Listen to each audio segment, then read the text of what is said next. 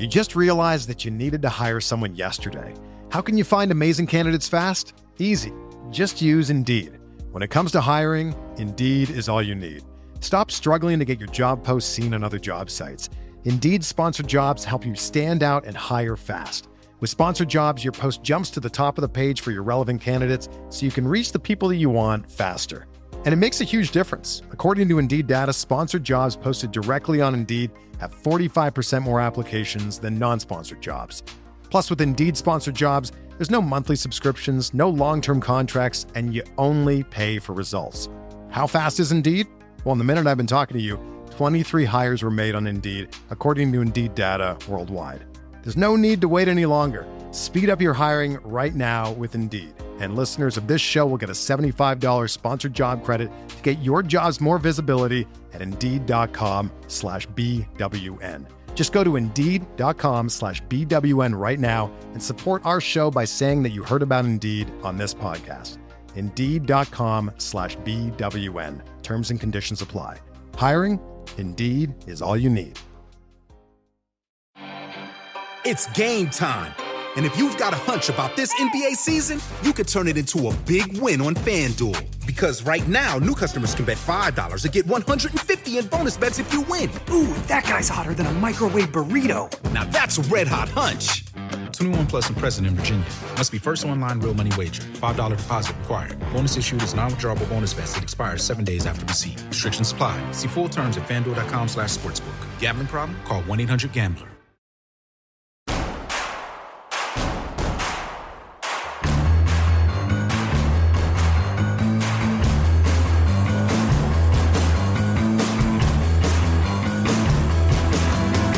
From your favorite source for Chicago White Sox talk, delivering news, interviews, analysis, and more.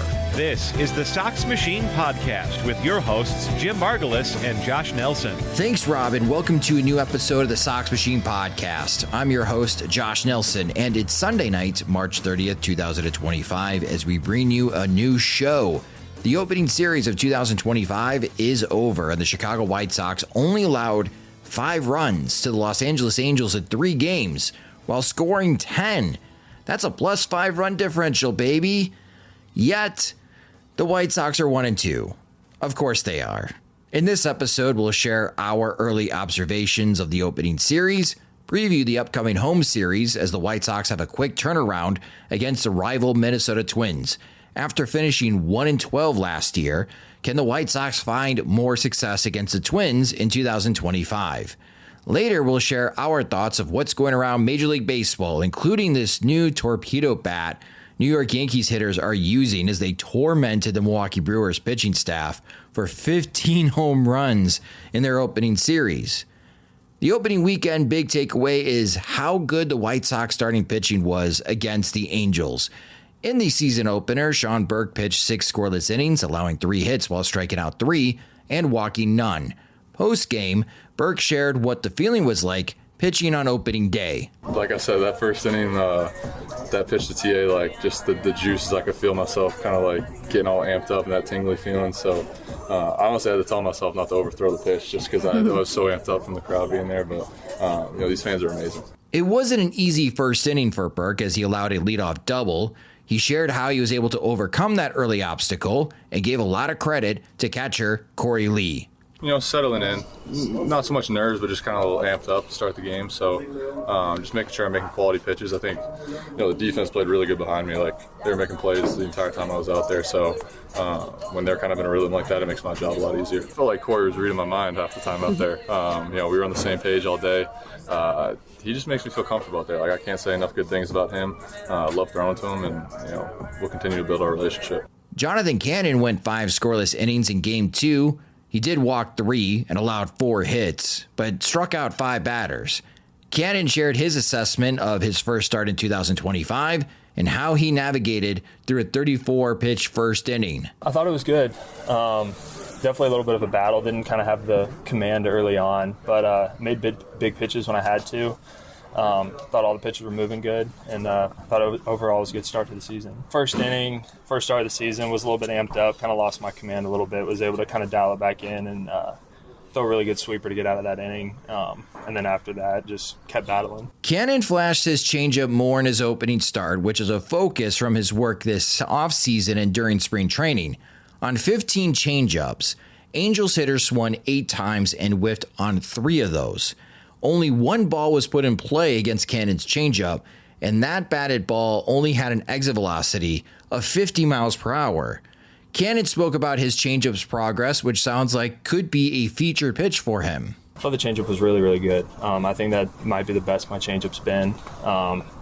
And I think really that is to the work we did with it in spring training and getting it dialed in where we needed to, and then come out here and be able to throw it in really big spots and get out of some big innings throwing it. So I thought it was really good. And that's kind of what I started to hit towards the end of the season last year and what I worked on in the offseason, just that consistency. And I thought that it was really consistent today.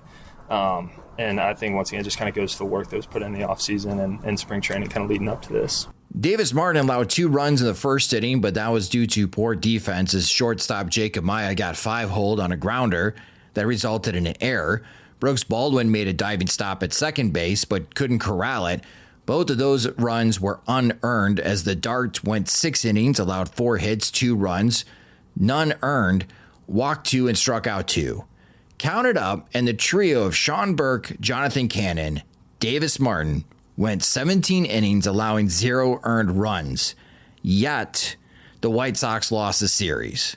Hey, Cam Newton here, and this episode is brought to you by Roe. Valentine's Day is right around the corner, but that real, good, passionate romance, that strong, hot, uncontrollable romance should be a year-round pleasure. They say the best gifts are experiences. So take your girl on a ride of her life with Rose ED treatment. Rose Sparks is a 2-in-1 prescription treatment for stronger, harder erections. They hit that bloodstream faster because they dissolve right up under your tongue. Getting hard faster means more buns. After they dissolve, they typically take about 15 minutes. Rose Sparks stays in your system for 36 hours, so you can go back to back to back to back to back, back to back to back to back to back.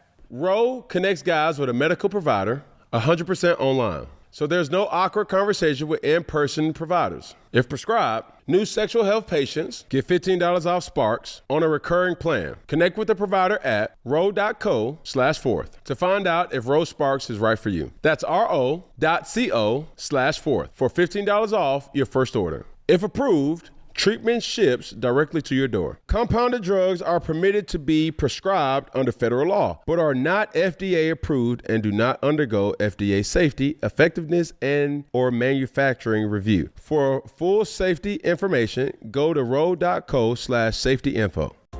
You just realized that you needed to hire someone yesterday. How can you find amazing candidates fast? Easy. Just use Indeed.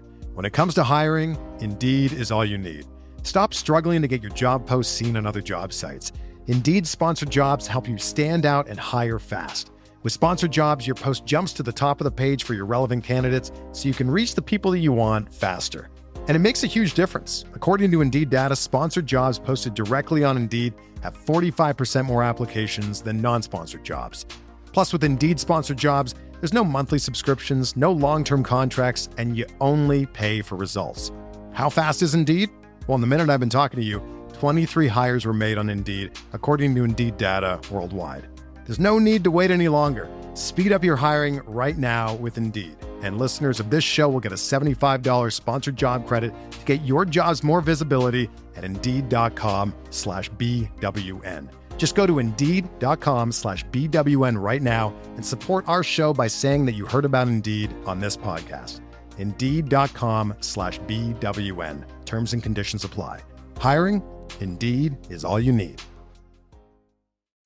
So let's talk about that first series and our early observations of 2025. Joining me are Sox Machine's beat reporter James Fegan and managing editor Jim Margulis. And hello, Jim and James. We're done with the first series of the 2025 regular season. The White Sox are 1-2 despite outscoring the Angels. And as I mentioned the intro and getting the audio clips from the White Sox starting pitchers, James, starting pitching very strong in this series against the Angels, but not a lot of strikeouts. Is this how Brian Bannister and Ethan Katz are trying to draw it up in 2025? I'm sure they'd love to get more strikeouts. But as far as like what they anticipated, yeah, I think this was kind of the ideal of, at least under the restrictions that are placed. Like Martin got up to 91 pitches in his outing, but like Bill Venable said like pregame that they weren't really going to allow anyone to get to 100 pitches in their first run through. You didn't see anyone like even throw 6 innings in spring training. So I think 6 innings was probably the longest they were going to get anyone to go.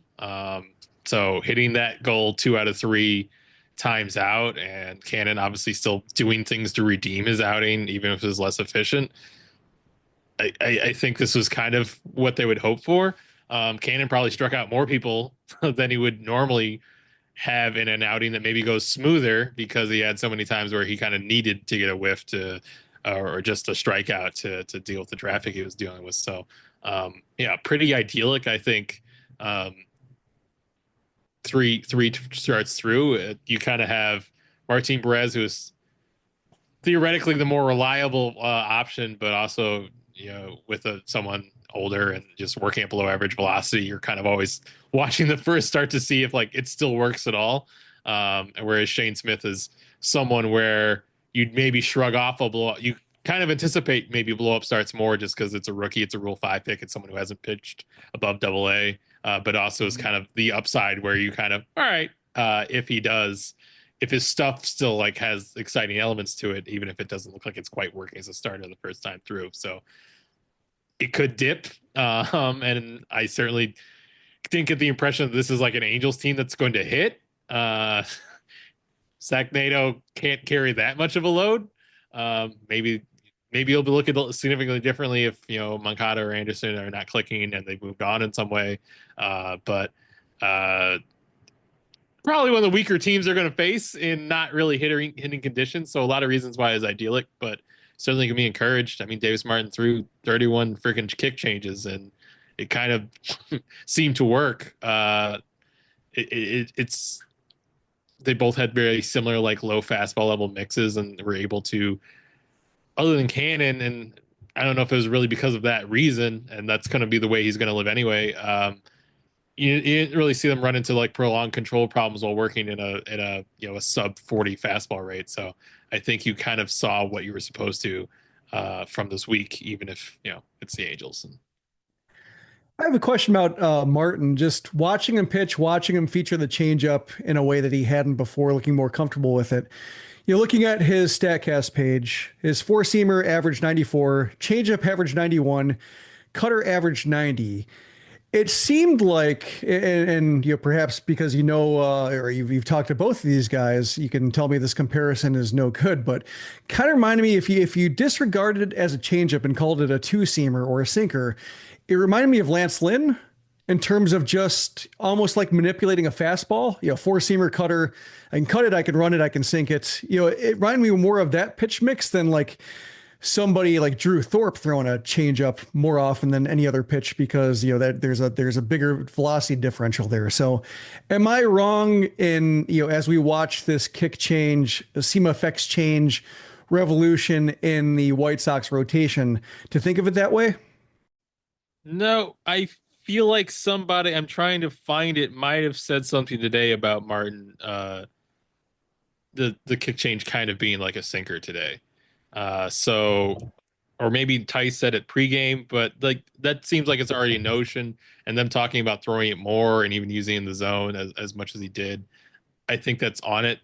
He did talk about setting it up. I do think like there's a finisher version of it. Obviously what we saw at Moncada was definitely the chase pitch notion. I think it's probably still plays that way as a chase pitch to lefties a lot more, but he did up the ante to righties a bit. And I feel like someone said something, referred to him using it as a sinker, which it obviously seems like there's elements of that is how he's using it. It is a fascinating pitch. And even Jonathan Cannon referred to throwing changeups more often than usual in his first start of 2025. So we're seeing new pitches.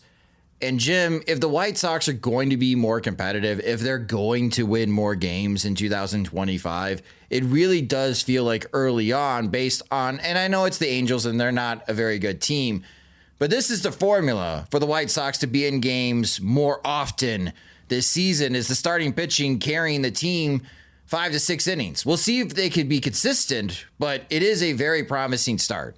Yeah, I mean, I think that's the big idea for this year is developing pitchers, turning, what might look like number 5s or number 4s into maybe number 3s. If you have a whole rotation, number 3s, number 4s, that's watchable.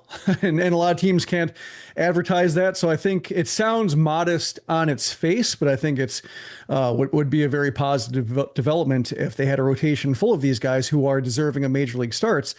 And then you factor in the ballpark playing more pitcher friendly this time of year. I think that's something that maybe accentuates it or gives the pitcher a better margin for error. And as we go along, weather heats up, wind starts blowing out towards right field rather than, swirling / knocking balls down. That's something to watch. But April is the time to take advantage of it, and they were throwing strikes. Not a lot of walks, especially Sean Burke. After that first inning, he was basically just pumping strikes, and the bullpen in 3 innings basically threw as many pitches as he threw in 6. So, that's what you want against a bad offense with favorable conditions. Throw strikes, get in trouble. And, had it not been for Jake Amaya's game-starting error through his wickets, I don't know if Davis Martin really gets in trouble for that game. So they had the right game plan for the conditions. And, we'll see what happens like if they face the Yankees. And perhaps it all goes to hell, and we're not talking about a fine looking rotation, but they understood the assignment and handled it well enough. Well, the White Sox don't have to face the Yankees until the final weekend in August. That's good. We'll talk about the Yankees later in the show. But the other observation from this opening series, so again, the White Sox outscored the Angels. They scored 8 runs on opening day. Opening day was a lot of fun to be in the seats. The stadium wasn't completely sold out, but there's still a lot of excitement. And the White Sox offense especially scored 5 runs late, thanks to 3 home runs hit by the White Sox in that game. Austin Slater hit the first home run in 2025 for the White Sox, followed by Andrew Benintendi. And then Lennonites stand up and rise. Lenyn Sosa cashing in with a big home run. But in 27 innings against the Angels, Jim, the White Sox only scored in 3 of those innings. So if we're not going to see a lot of progress in 2025, this weekend displayed why it could be a frustrating 2025 season where you're seeing a lot of progress in the starting pitching, you're seeing promise. But man, this offense sometimes is like watching if you are pulling your own fingernails off. Just not a lot going on except for big spurts. Yeah, I guess if you want to be charitable and, just consider it a small sample, the quality of plate appearance or, the amount of chasing they did, didn't seem crazy. The walk rate was okay. The strikeout rate was okay. They weren't out of control or looking dominated.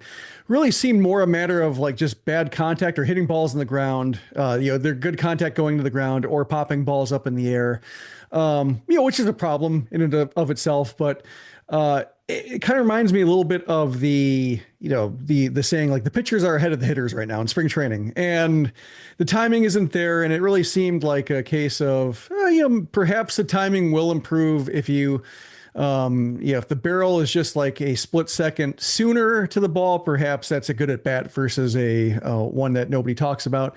This could be the way all season because we're talking about probably under-talented hitters here or an under-talented lineup, but they had some moments and not out of control, but just a lot of it's a case where the ground ball rate's still too high and pop-up rate's still too high. And so we'll see if it's a case of just not being able to turn on velocity. And that's what it looks like when, the fastballs are too fast. But I would say small sample, it was meh, but the Angels were just as bad. So perhaps it is a case of it's early for everybody who is in the ballpark. James, what did new manager Will Venable have to say about the White Sox offense, especially the last 2 games where they were only able to score 2 runs? Nothing. He did kind of acknowledge today, just because their lineup was so geared around, I'm going to butcher his name, Cachano, which is sinker, that He obviously threw a ton of lefties on it, but Kachanovic probably threw a much more even mix of like four seamers than sinkers. Like last year, he was like 75% sinkers almost. And now he was like kind of mixing it up. And he admitted like they pounded his sinker in the first inning. And you saw like the big, a lot of results come up. And you kind of thought they were going to run this guy out of the game.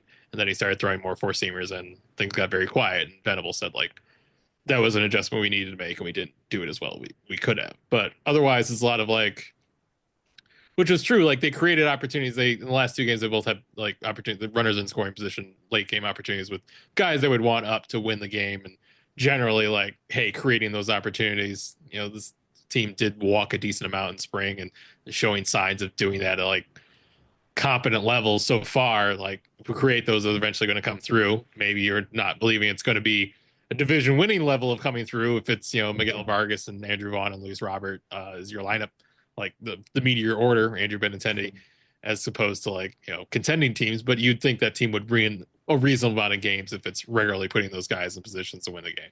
Not good, but not set any records, which is something we have to address around here. So it's mostly been like praise of like, hey, it was a tough day. Like Jose Soriano, like if the White Sox had Jose Soriano, like Davis Martin, Jonathan Cannon would feel the sting of me paying less attention to them that I've shifted on Jose Soriano. That guy's like really good. He's throwing like really high 90s sinkers. I think he was pretty good. I think he'd be the guy we were talking about the rotation if he was on the White Sox last year. And I think he's going to be even better this year. So like, I don't know, very predictable for them to get shut down by Jose Soriano, who I think highly of. But so Venable should have said they were effing flat.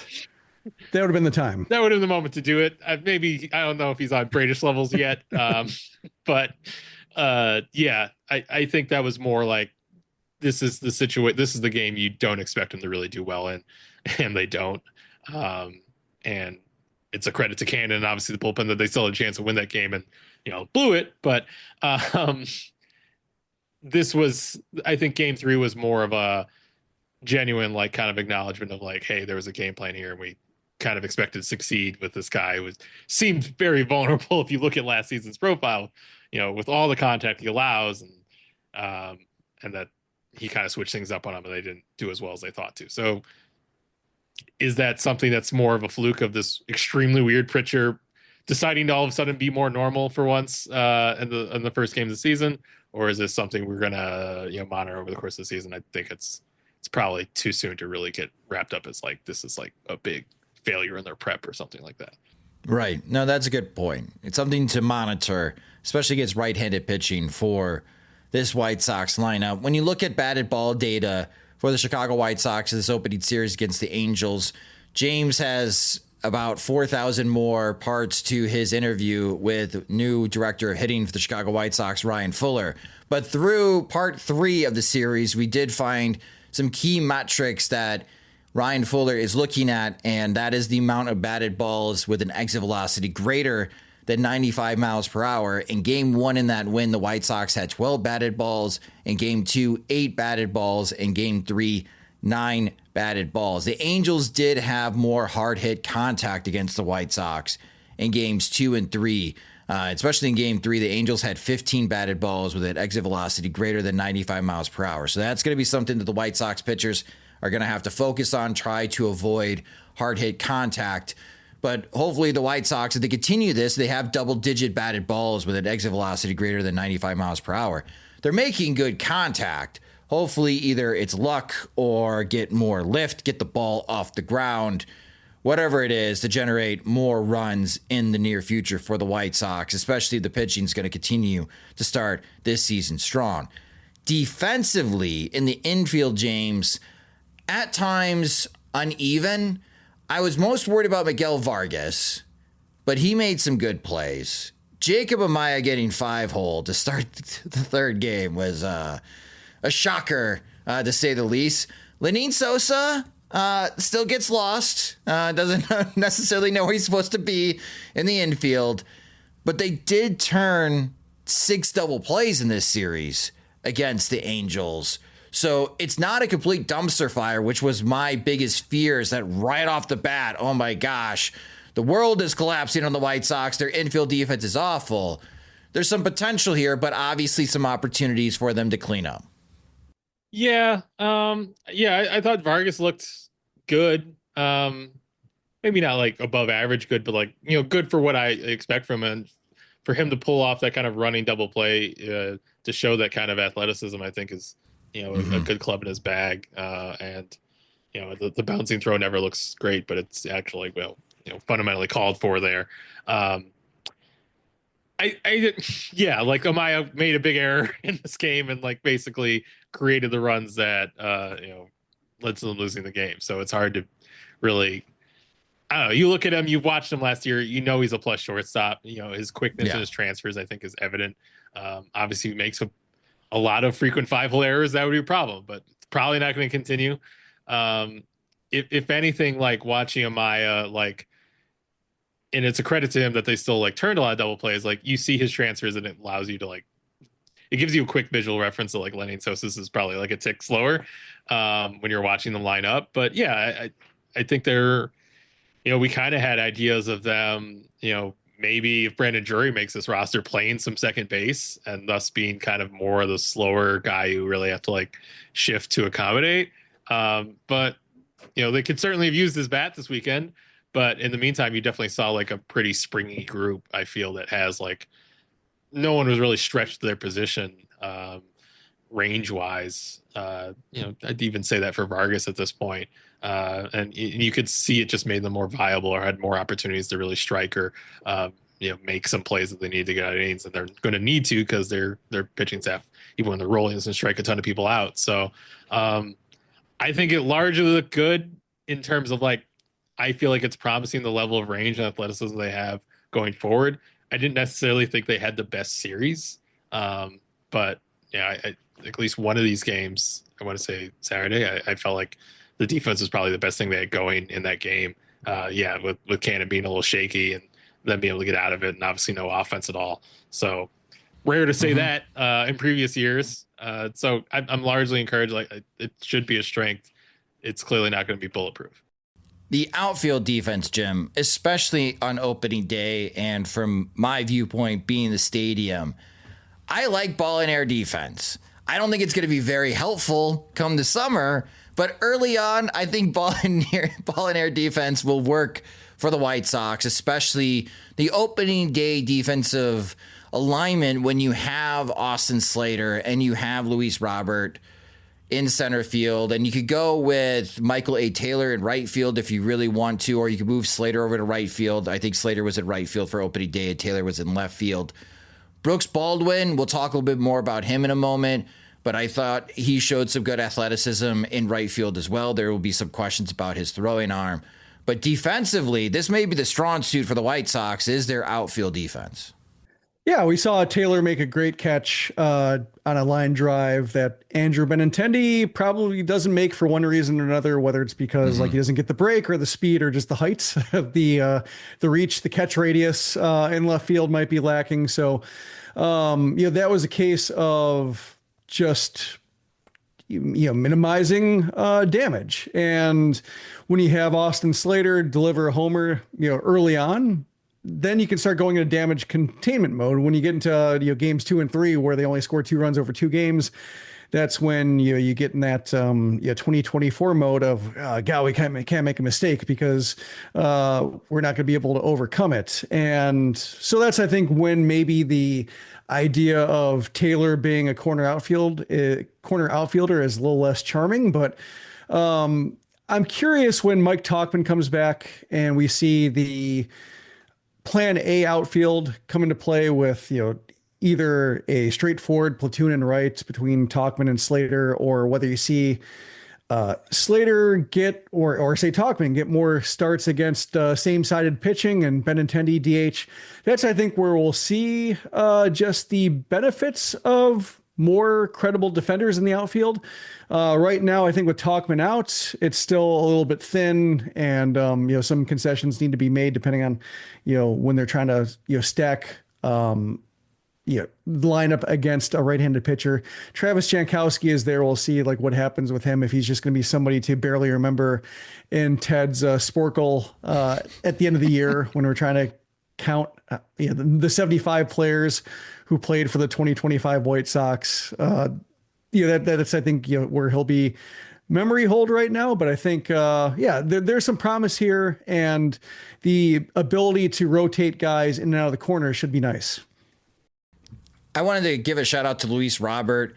He went 3 for 12 in this opening series. He had a double, he had a stolen base, but in game 3, after he reached on a single with the bat speed of 83.9 miles per hour, crazy fast swing from Luis Robert, he advanced twice, tagged up on first at a deep fly ball to center field of the warning track, reached second base, another deep fly ball, tagged up at second, reached third.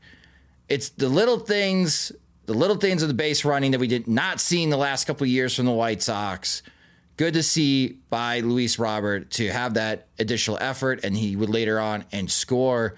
So that's the kind of things that I think Will Venable and the White Sox coaching staff, even Pedro Grifol was trying to talk about the White Sox being more aggressive on the base paths. That's what it looks like. So it's great to see from Luis Robert. Brooks Baldwin, he played right field, he played second base, he played shortstop. Jim, is Brooks Baldwin the new Lurie Garcia? Seems like they want him to be that. And given the misfortune that happened around him with 2 attempted hit and runs turning into double plays because of pop out on the left side in a perfect line drive right to the second baseman that he stands no chance on. It reminded me a little bit of Tony La Russa, Larry Garcia, of just trying to make this guy a thing.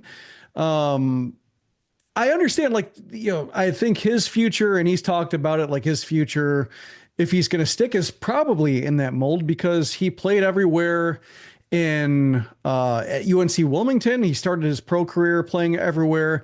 He even, I think was it high school, he caught Mackenzie Gore. He's probably like team's emergency catcher as well. So if you need somebody to do like the Steve Lyons thing of playing every position in the game, he's probably the guy to do it. Has the speed to cover the outfield, should be fine. But I guess at this stage in his career, when he's still trying to hit, as I wrote about on Sunday, I still would probably like to see the glove, lead the way and dictate where his bat plays. So having him start in right field feels a little bit soon for that. Feels a little bit desperate, for the second game of the season. But I get what they're trying to do. I think they're putting a lot on his plate right now. With all the positions he's playing, all the running he's doing.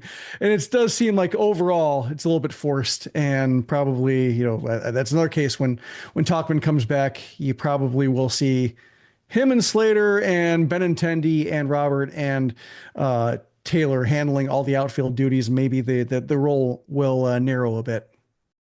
I'm going to be curious now that you're mentioning these veterans. If the current players right now are not drowning and they're holding their own, Brooks Baldwin, Lenyn Sosa, I wonder what the White Sox fan reaction is going to be when Josh Rojas returns, when Mike Tauchman return, because they are guaranteed contract free agents. I wonder what that reaction is going to be like if it's not for a couple more weeks, where White Sox fans are like, why? Why are you bringing them back? We don't need them. They're not going to make that team that much better. They're not amazing trade assets. I'm curious now that we've brought their name up a couple times, how White Sox fans are going to feel about Mike Tauchman and Josh Rojas. If they are enjoying watching Lenyn Sosa and Brooks Baldwin grow and try to develop in the major league level, that's going to be something I'm going to be paying attention to. And then before we wrap up this series, we did have multiple old friends. Nicky Lopez pitched on opening day. But Tim Anderson and Yohan Moncada returning to the South Side for the first time since leaving. Tim Anderson is a tease, chatted with James. So, James, what can Sox Machine readers expect on Monday morning? I recalled back in 2023 when Tim was coming back from the injury, the MCL sprain that he suffered when he got run over on the base pass in that botched rundown play. Cancer Alberto. That talking to about as he was struggling, he was like, I don't want to be labeled injury prone. I feel like that's like already getting the vibe on me, and like I need to post, and like I need to play through it, and I just need to like kind of figure it out.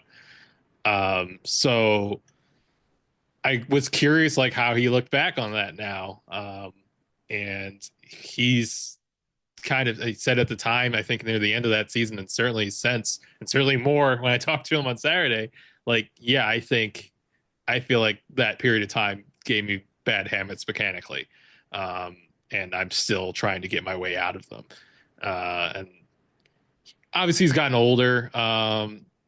There's a, probably a bat speed loss thing to accommodate. There's physical, decline to kind of deal with it. Getting injured in the middle of it like makes it even more harder. And he's gone to a couple places now, like Driveline and Maven, and try to do different things as a swing. So it's kind of like hard to like find the exact fingerprints of where things have gone awry mechanically for him. But he kind of definitely feels like that's where it originates, or for him, and what he feels like he was originally trying to work around in his swing. And he feels like his leg load has gotten like dramatically different. He compared himself to a dog pissing on a fire hydrant sometimes with how he feels like lifting his leg up, at least in the worst of times. Which is to say, to jump in, he's in a good mood. Like he's at peace. I feel he just wants to get this right. So, but looking back on it, I asked, like, do you feel like it was a mistake to kind of play on that injury? And he, I think, really entertained the question deeply, in a lot of ways. And certainly like with the way his career has gone, he had a lot of thoughts about it. So I thought it was an interesting conversation, even as like, and just kind of the way he's talked about, like, there's almost, it's hard to even really describe why he resonated with the fan base just across the league as much as he did. Obviously, he grabbed attention for a lot of different reasons, but he feels like he has a lot of, like, he didn't make assumptions on how he'd be received this weekend, but he certainly was heartened by the cheers, and I think it probably felt like he validated him a little bit. Like, yeah, these people get that I played pretty hard. I tried to do what I could physically for this team, and played, obviously he provided a lot of moments by being a very good player for a while, but that people also understood like he wasn't taking plays off for why he struggled or why it didn't work out at the end, but that he was, hurt and just couldn't play any better than he could. So I feel like I caught him in an interesting place, even if I can't watch him this first series, and still kind of searching for things mechanically and say like, oh yeah, the old TA is just around the corner. It's definitely a place where, having seen what he's went through, I think it's probably easier to kind of hope we see it again for multiple reasons, just because he was an entertaining player. And also I think it'd be interesting how he managed to get back, if he does manage to get back to even a facsimile of who he was, during, his run. Well, he was a lot better received by White Sox fans in the opening weekend than Yohan Moncada. Lots of cheers for Tim Anderson. Jim, lots of cheers in the stadium for Yohan Moncada. Did that come through at all during the TV broadcast? It did, and it was surprising, especially since I didn't see it initially, but I think I saw it during one of the interstitial packages on CHSN, coming in or out of commercial with the old friends. And he was in the dugout and he gave like a little bit of a wave. And I'm assuming that was like a video message or tribute, or like being featured on the Jumbotron, to where fans gave him a round of applause. And I'm guessing it wasn't like getting boos and pretending it was cheers. I don't know if he would do that, to be a little bit outside his personality maybe, but yeah, the intensity of the boos was surprising. And then just how, because it reminded me a little bit of like Frank Thomas when he came back and he hit 2 homers, and like the first time he was cheered, then the second time he was booed. And I expected, like, if he, put ahead if he drove in the go ahead run, and I could see the boos happening then, like, tepid response to when he comes to the plate, but then like if he does damage, like, oh, now you're driving a run, boo, like that kind of thing. But the steadiness, the Javier Baez-ish nature of it all did catch me off guard, because he wasn't, it wasn't all bad. There were moments he was a part of some, important developments, like the the enjoyability of the 2019 team and the kind of the upswing. And then like even in 2021, when he wasn't quite at the height of his powers, but was a useful complementary player, like he had, he meant something to good teams or entertaining teams. He was just happened to be a big part of it when it all went downhill, and maybe just the vagueness of the, just his injuries and perhaps the mystery of it last year and how the White Sox maybe featured their dissatisfaction with him by bringing him up and then not playing him. Perhaps that's a case of giving the fan base cues in terms of here's what we actually think of the guy. We're not going to say it. We're just going to be passive aggressive about it a little bit. And perhaps everybody else can, read this and, put it into words for us. And if so, then mission accomplished, because the fans definitely picked up what they were putting down and were loud enough to hear it routinely over the course of the few games. Lusty cheers when he struck out too, like yes, relishing everything bad happening to him. And Davis Martin, this is probably a case where Davis Martin was more celebrating the situation, because he did a spin and a scream. He threw a very good changeup, so I'd imagine it was execution and situation more than like I struck out Yoan Moncada. But I'm curious, like it did make me think like we're all in this together. We want to see Moncada fail. And then, it paired with the boos, it made it seem like everybody was ganging up on him. But I imagine maybe Martin's reaction was independent of what was happening in the crowd. I asked him about it. He just said he was locked in. But I didn't ask for that premise of were you participating in the Moncada backlash. Yeah. That would have been a little pointed. I don't know. Maybe not post game on TV. Well, I was going to say, if Yoan Moncada is getting booed this harshly, I wonder how White Sox fans would receive Eloy Jimenez if Eloy ever comes back.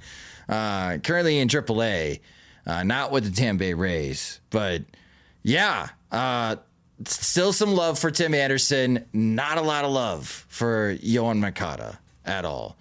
A little bit surprising, but that's how it works out for the White Sox in the opening series. So again, the White Sox are currently 1-2. Hey, Cam Newton here, and this episode is brought to you by Roe. Valentine's Day is right around the corner, but that real, good, passionate romance, that strong, hot, uncontrollable romance should be a year-round pleasure. They say the best gifts are experiences. So take your girl on a ride of her life with Roe's ED treatment. Rose Sparks is a 2-in-1 prescription treatment for stronger, harder erections. They hit that bloodstream faster because they dissolve right up under your tongue.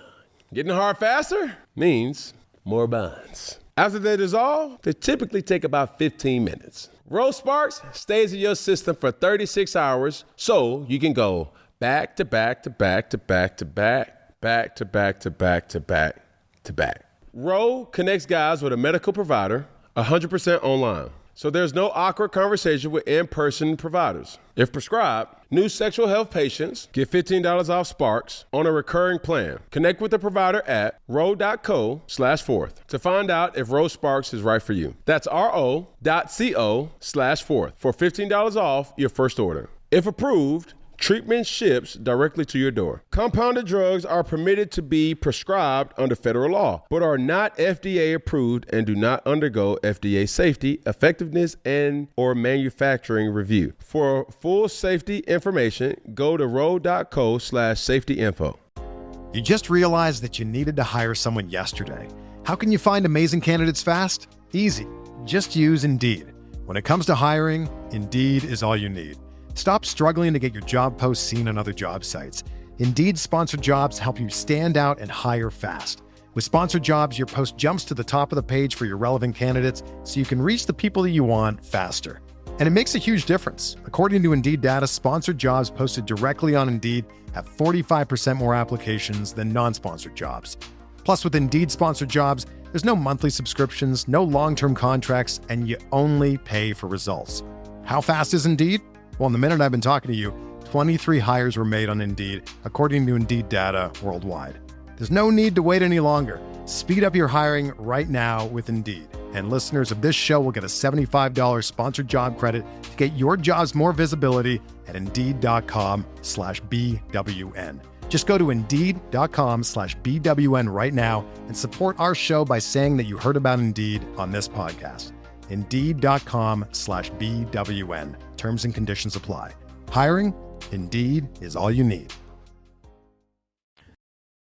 The Chicago White Sox will be staying home, though, Monday through Wednesday as the division rival Minnesota Twins arrive.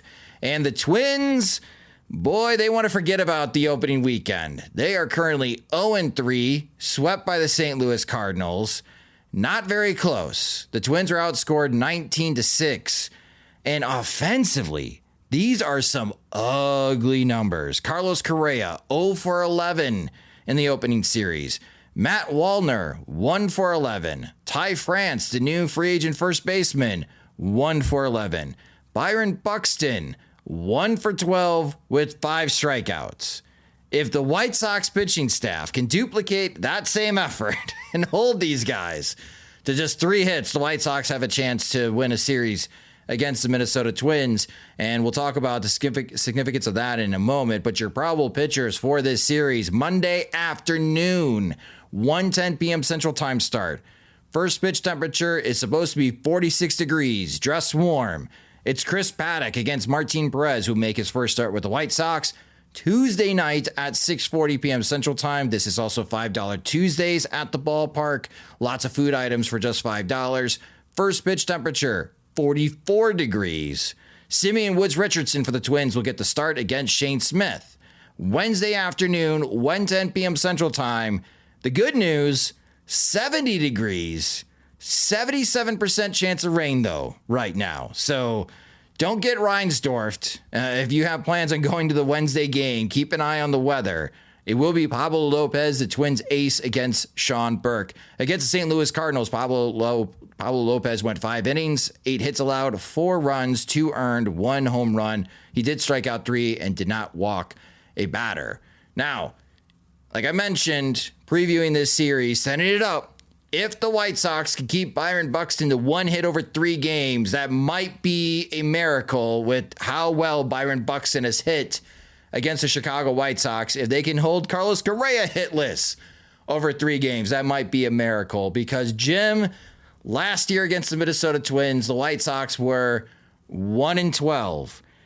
How can they find more success against the Twins? And I guess specifically all the teams in the American League Central outside of Cleveland, because if they are going to win more games in 2025, they have to play better against Central opponents. And here they have a Twins team reeling from a bad weekend in St. Louis. I think it's, when it comes to the AL Central and just facing the White Sox team that's bad, probably easy to pick up on some weaknesses you see and just keep mashing that button, just mashing that glitch and getting some cheap wins. Whereas a team facing them like once or twice a year, months apart, might not be able to see the same things right away, or just maybe get a little bit lax in how they execute them. And so the White Sox are able to sneak up on them a little bit more. But when you look at the Twins, like 12-1, and basically that's the entire reason why they were contending for a wild card spot, 82-80 and 12-1 against the White Sox. So I mean, like that's I think a pretty their success against the White Sox allowed them to mask how ordinary they were.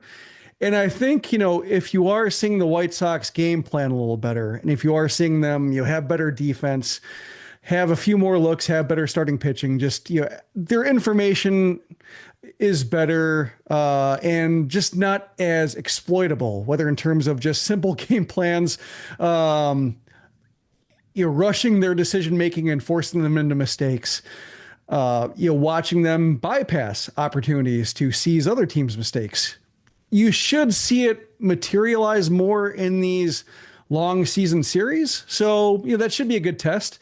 It was a pretty bad weekend for the AL Central altogether. So I think we should see, based on how well every AL Central team aside from the Guardians fared against the White Sox last year, if the strength of the AL Central was just because the White Sox were so historically abysmal that it allowed everybody to inflate their own records, Or, if it's a case where, they are decent teams and they just have to do it against other teams besides the White Sox. But I think this is, while it's early, only the second series of the year, like it will be the kind of series where if the Twins are going to use the White Sox to make good, this is when they would certainly do it. And if the White Sox can be less of a rebound team, a rebound opponents to help teams get back, into their groove, then they should be able to provide a little bit of an obstacle, because the way the Twins were last year, the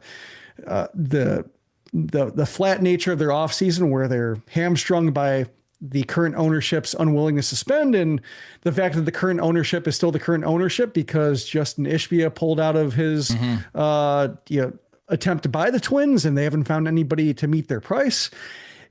It all paints a picture of a team that's more or less stagnating and should just get worse as it goes on, because they are not fortifying their weaknesses. So you would hope that the White Sox would put up more of a fight this year based on them getting a little bit better and the Twins just more or less decaying.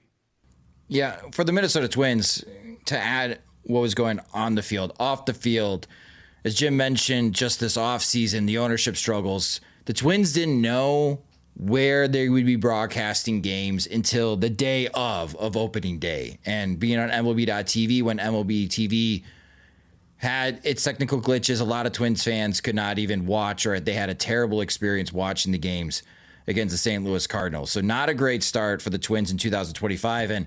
And James, old friend, we had him on the show not that long ago, Dan Hayes of The Athletic, I'm sure will be in the press box with you covering this series. It feels like a series, a lot of pressure on the Minnesota Twins, because if they continue to stumble here and they trip up against the White Sox, if they lose a series, God forbid, to the Chicago White Sox, I'm curious in what the reaction is going to be in Minneapolis to start the year. Again, it is very early, but after a rough showing against St. Louis, as Jim mentioned, all the troubles in the offseason, it'd be kind of funny if the White Sox had Justin Ishbia throw out a first pitch in one of these 3 games, just to rub it into the Twins' faces. Oh, I like that. But I feel like there's a lot of pressure here on the Twins to perform, especially offensively. First of all, Dan Hayes is a figure of low moral character, and I have no association with him. But yeah, I say there's obviously more pressure with them. I think at this point, the White Sox exist as a panic button for any team that they really take out in April, because their reputation is still tied to last season. Probably the Angels is the only team that could lose this series and not fully be like we've sunk to a plane we never imagined before. But especially for a team where the Twins, where you could really see them kind of going either direction at the deadline, I think it would be very much an early litmus test where even if the players don't necessarily see this as like some sort of big intensive series, I think the response to it will probably be intense if they underperform, or if they, especially starting a series where, if they got shut down by Martin Perez, someone who was like a 5th starter for them a couple of years ago and not like great that year that he was there, and some guy they've literally never heard of because he hasn't pitched above Double-A, I think there'd be a lot of panic in Twins Town for something like that. So knowing that, Hayes will engage in yellow journalism to only inspire more panic, you can only imagine that the Minneapolis population will turn feral, cracking each of their heads open to feast on the goo inside and whatnot. Well, Carlos Correa, I mentioned him. He went 0 for 11. He hasn't had a lot of success against the White Sox in his career. In 60 career games against the Chicago White Sox, Carlos Correa is batting just .237 with a .350 on base percentage, slugging .414. That's a .764 OPS. He has just 10 home runs. But again, circle Byron Buxton. White Sox fans know this better than most. In 87 games, most games against any opponent in Byron Buxton's career, Buxton has 21 home runs and 27 doubles. He's batting .288 with a .352 on base percentage.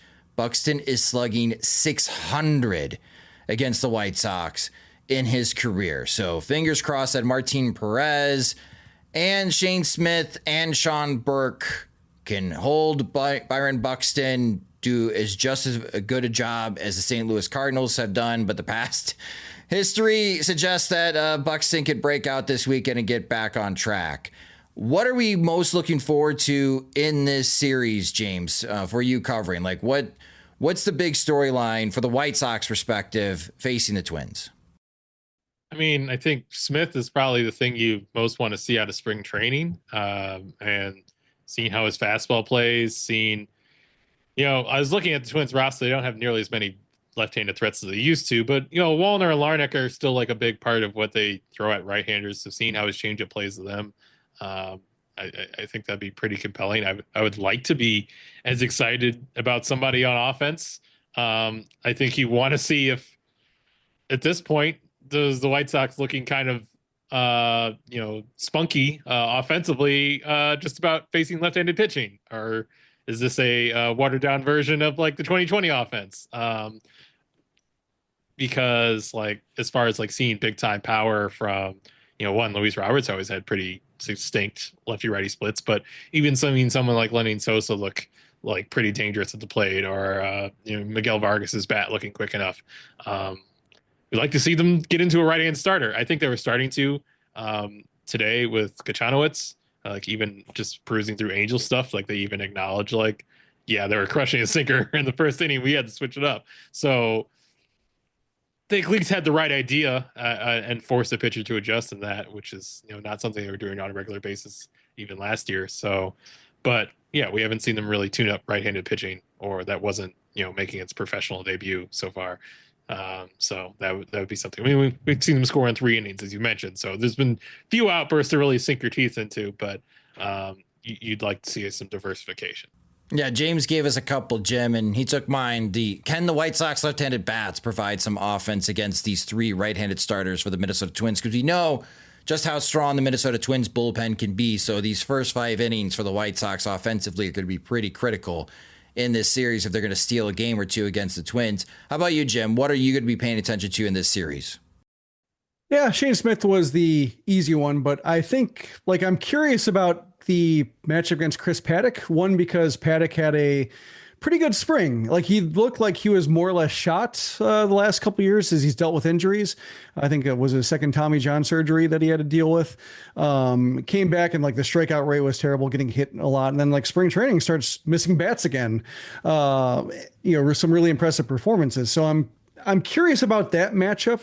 One, because the White Sox, what can they hit a righty? But also, is it a case of, is Paddock a different pitcher than he was last year? And will their game plan update? If they weren't ready for sinkers to turn into 4-seamers, will they be able to update their priors against Paddock if he's really changed his pitch mix, or if his changeup's behaving differently, et cetera? So I think that will be a good test, one, of just how good Paddock looks, and also if the White Sox can make him work a little bit more than they've made the right-handed starters work during this Anaheim series. Again, we'll have all the game recaps this week on SoxMachine.com. Definitely, again, read James's excellent piece that's upcoming regarding his sit-down with Tim Anderson on Monday morning, as the White Sox will have Thursday off before they get set for their first road series at Detroit. We will be sending James, again, huge thank you to all the Sox Machine subscribers for your continued support that allows us to send James out on the road. He will be there for that first road series as the White Sox this upcoming weekend head to Detroit.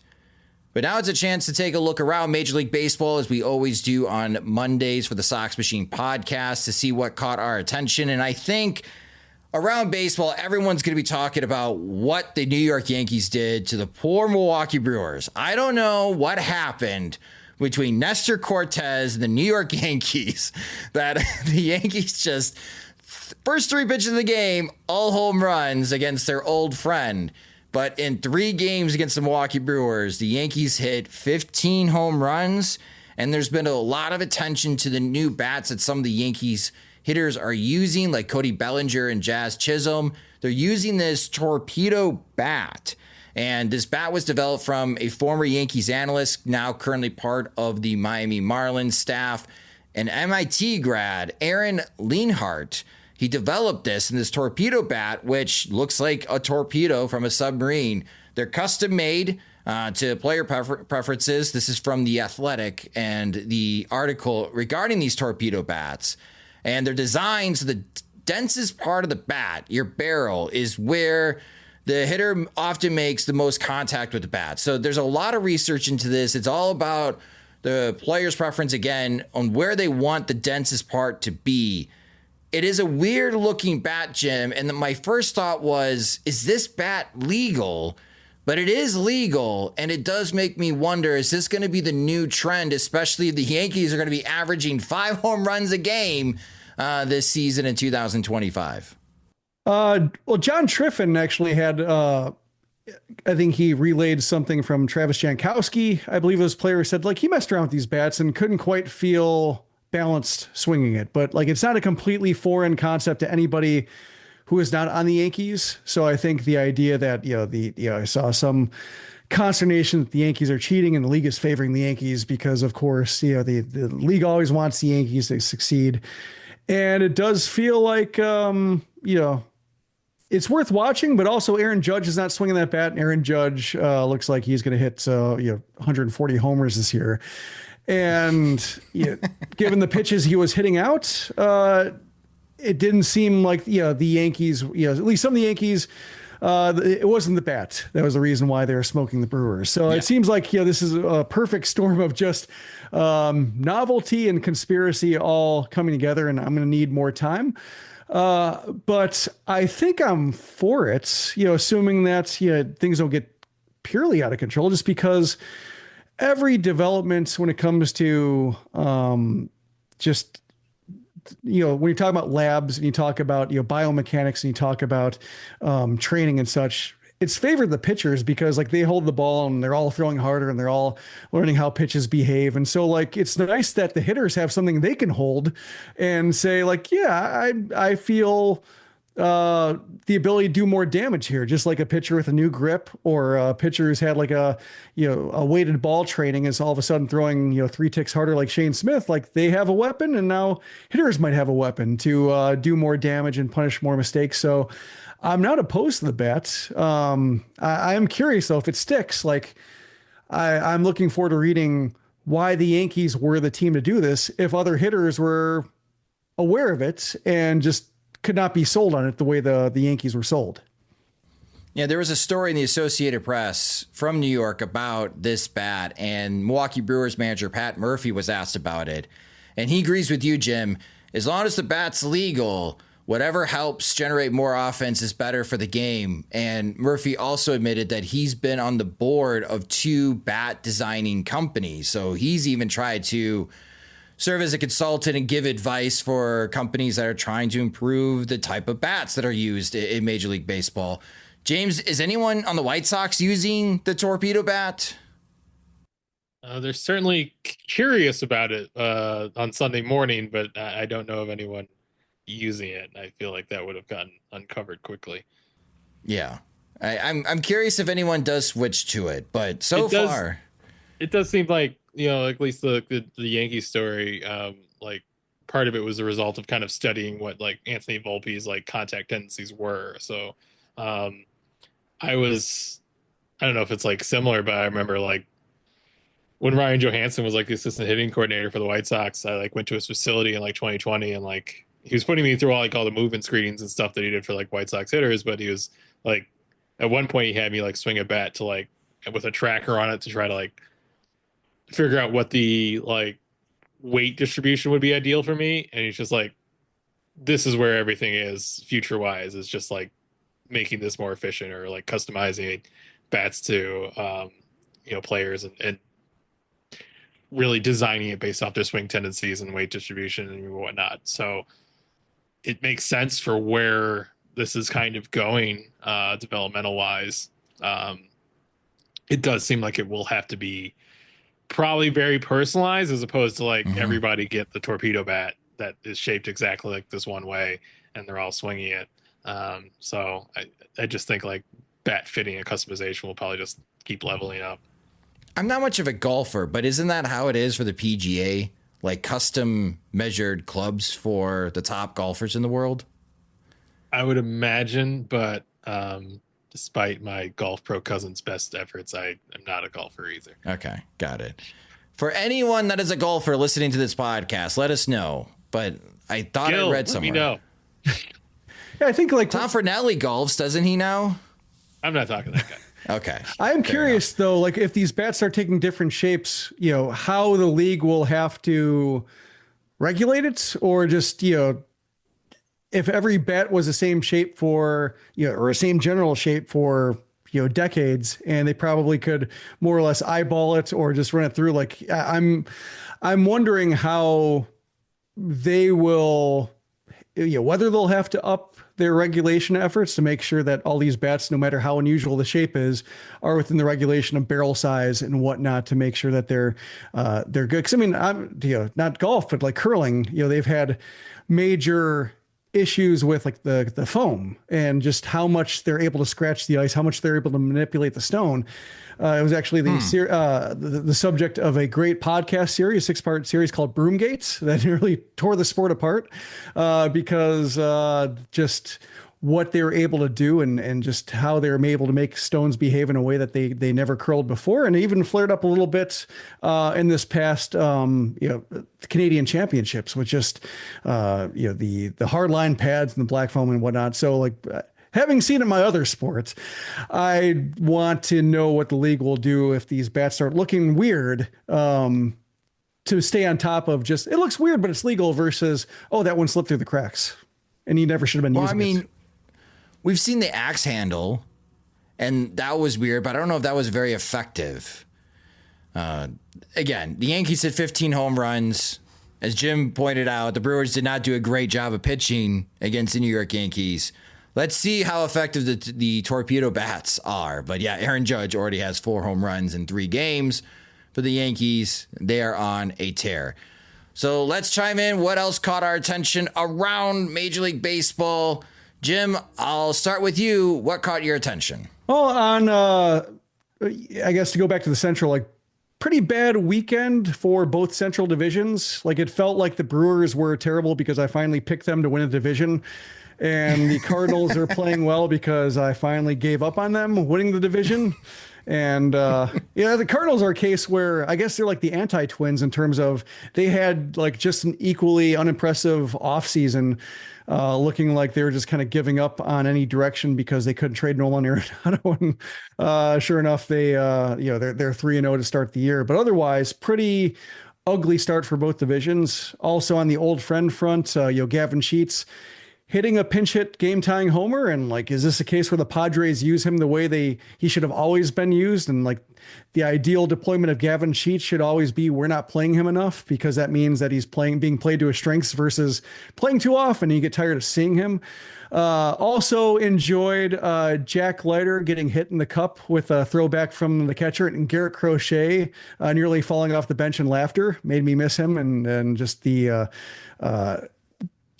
general levity he provided when everything else is going so poorly. Like, glad to know that he still is bringing in terms of reacting the way everybody else reacts, just when things are going poorly or there's some misfortune to shape it into something to laugh at. So hat tip to Garrett Crochet for laughing at a guy getting hit in the nuts. How about you, James? What caught your attention around baseball this week? No hat tip to Garrett Crochet because the Red Sox are 1-3, and I picked them to like win the pennant. So I noticed too, that buddy. Among things.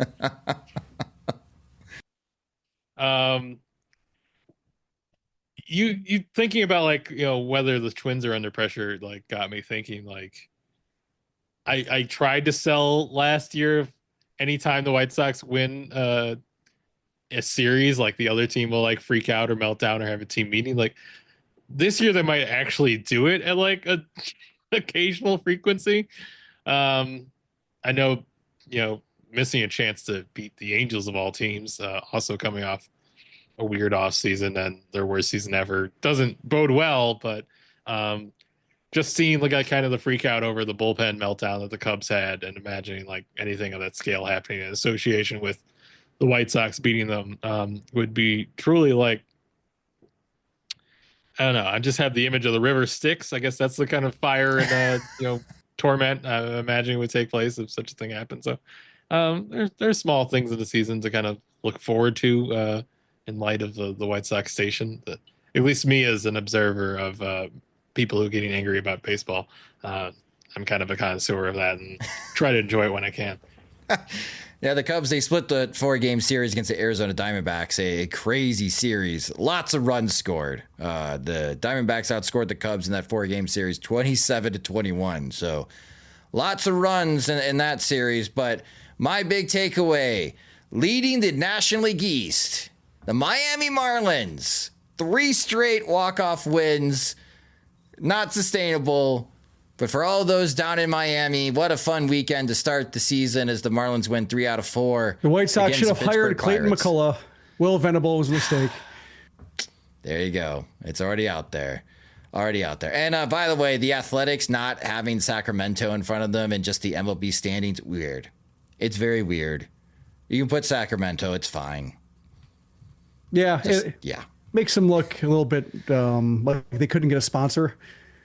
Yeah, exactly. It's just weird. Like, is that a typo? Yeah, it looks like, not. You see a bunch of names of different companies in the Little League, and then you see Green Team. Yeah, pretty much. The Dodgers are awesome. They're 5-0. And the San Diego Padres sweep the Atlanta Braves at home to start the year. The Padres are 4-0, holding the Braves to just 7 runs over 4 games. Well, the Dodgers are 5-0, and they didn't play that well against the Tigers. So, I mean, like, no. You have to feel good if you're the Dodgers, have to feel kind of bad if you're the Tigers.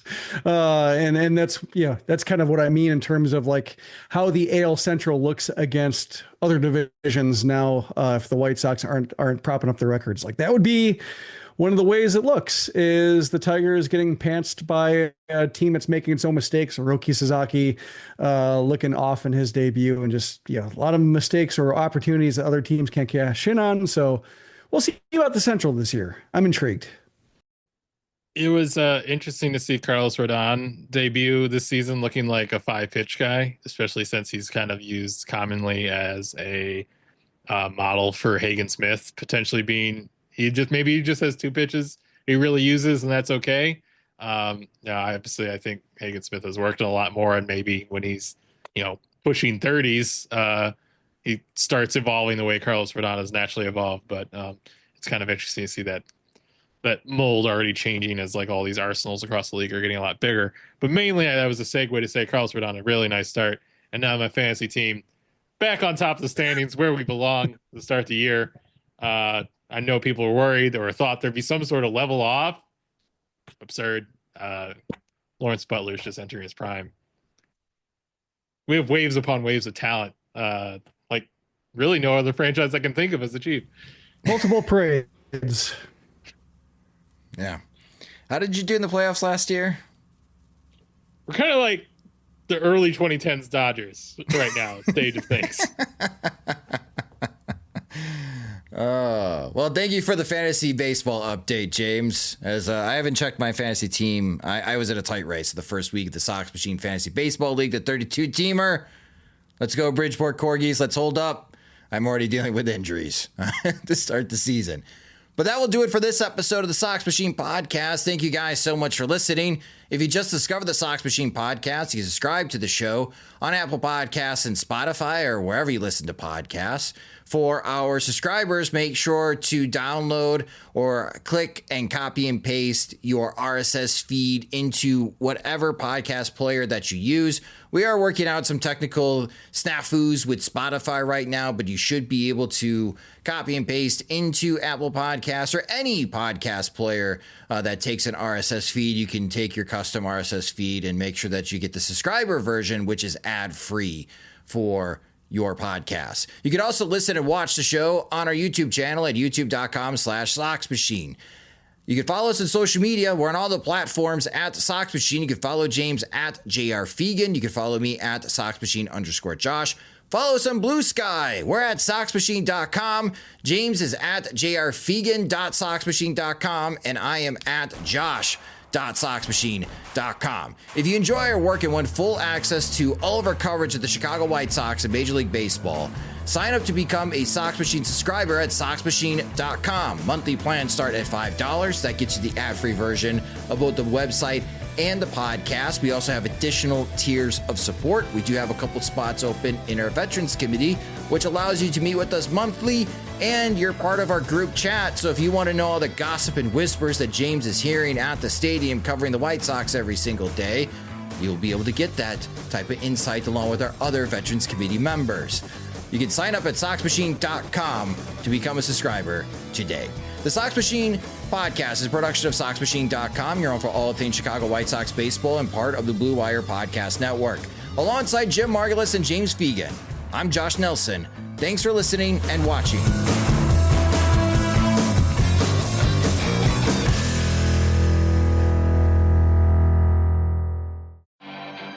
It's game time. And if you've got a hunch about this NBA season, you could turn it into a big win on FanDuel. Because right now, new customers can bet $5 and get $150 in bonus bets if you win. Ooh, that guy's hotter than a microwave burrito. Now that's a red hot hunch. 21 plus and present in Virginia. Must be first online real money wager. $5 deposit required. Bonus issued is non-withdrawable bonus vest that expires 7 days after receipt. Restrictions apply. See full terms at fanduel.com/sportsbook. Gambling problem? Call 1-800-GAMBLER.